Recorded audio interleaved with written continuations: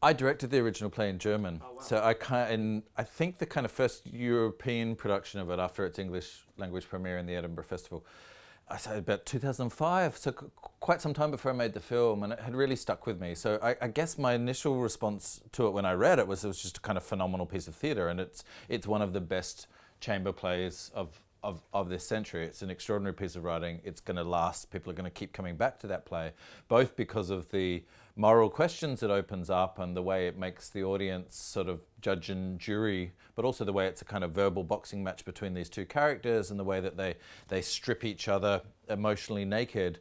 It's riveting theatre. I love doing it. I did it with two great German actors at the Schaubühne Theatre, and it really stayed with me. And then as I was just kind of I was sort of digging for what my first film might be for some time, and that had been one where I'd always just been wondering what would happen with that. How could that space that we'd been in rehearsals with the actors there, what would happen if you put that in front of a camera? How might a camera the special intimacy of the camera go beyond language? Like theatre's all about language. Theatre's about rhetoric, the way that we listen and evaluate truth of those two people breathing in the same room as us. Whereas the what the camera sees is more important than what it hears, I think, in filmmaking, and how to kind of open that up. It also became very interesting to me how the film could do something that the theatre could never do, which was open up in how it would open up the question of time. This story is about that. She sees him again for the first time after 15 years, and it opens up floodgates of memory and past experience. And they talk about things that she talks about things to him, confronts him with things that she's been thinking about for 15 years. In the theatre that happens through the torrent of language, how could the film look at this emotional experience of this scar tissue of the past and the way that the past cuts through and influences the present was kind of a really exciting question.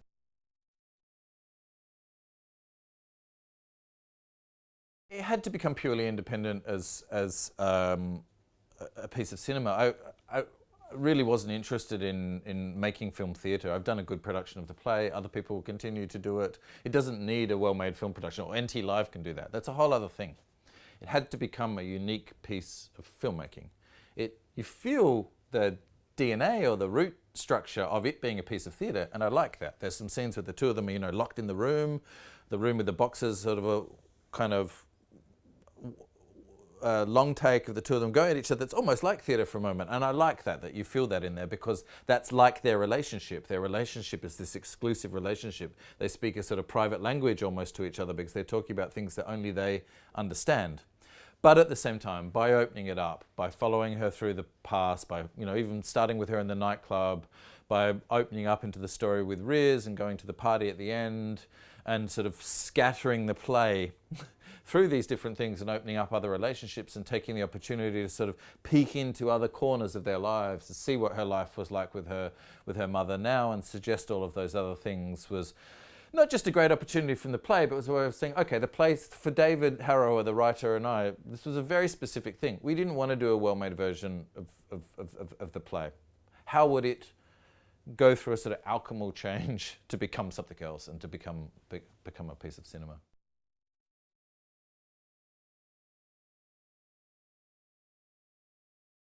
A bit of both. I mean, once I knew, I came to the project. There was already a script that had been around. It changed a lot when David and I began working on it, but that didn't show the past, and that was a very important thing for me. I was interested in how, rather than just talking about what happened, we would kind of fall back into it, but also how the film became about memory, about how in their confrontation with each other again, all these memories are triggered, and how in the filmmaking we could feel that, we could go into that with them. As soon as we were going to do that, it would have kind of been a bit tricky to have a much older looking guy to have that credible that it was 15 years earlier, and Ben kind of perfectly straddled that. So we're a bit more ambiguous about his age. I always just feel he's kind of, early 50s, so it's not that big a difference. But it was really that once we were knew we were going to be in the past more, actually that opened up the really exciting possibility that it could be Ben who could play it. It was like a really liberating moment where it's like, oh fuck, it could be Mendo.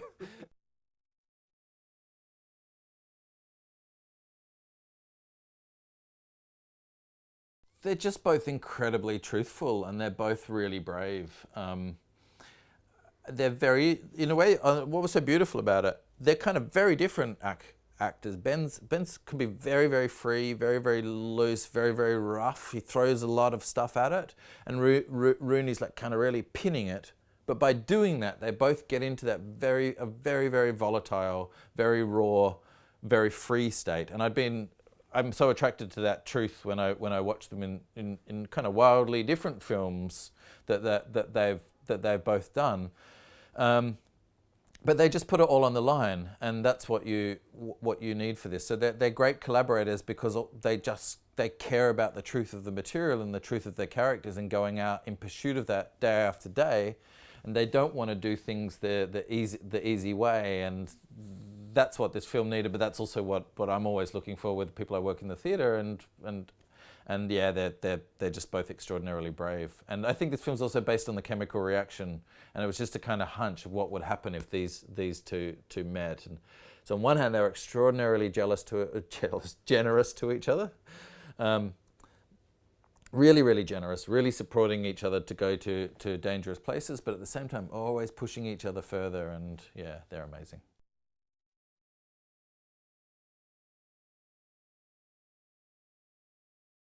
Yeah, I mean, well, we shot this before that. We shot this in the summer of 15, and she'd just come off Carol, and she's always doing amazing stuff. She's busy. She's choosing exciting projects, but she loved Blackbird so much.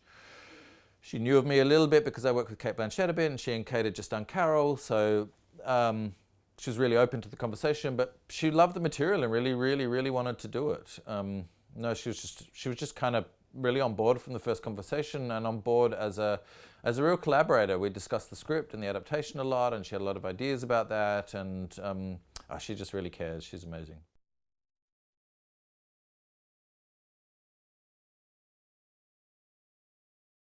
It was really amazing, yeah.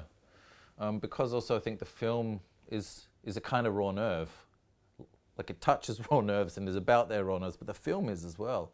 So when I was first watching it, I realized, with audiences, I realized what uncomfortable things it does to them. And I don't just mean in the way that you're invited into her dilemma and the moral grey zone of that. That's uncomfortable. But also the film itself, because their relationship is sort of catastrophic, nihilistic, very damaged, and we're not allowed to really escape from that.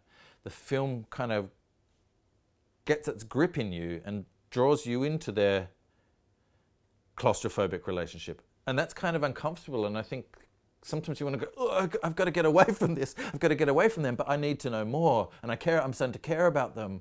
And getting pulled into that, I'm feeling audiences get pulled into that's been really interesting. But also, we always wanted the film to, in a way, be unsolved, to continue in the audience's imagination and their arguments and discussions afterwards, both in terms of, if maybe the big questions, was she the only one that she's asking of him?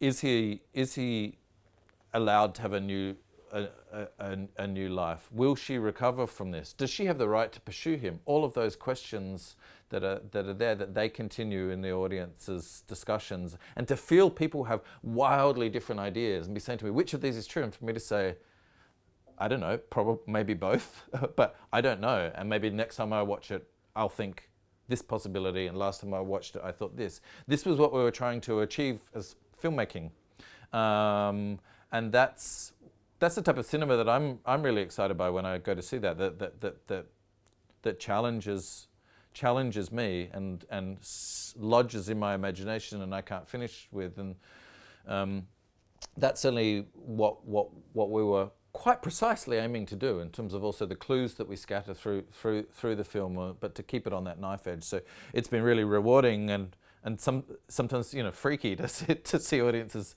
go into that space.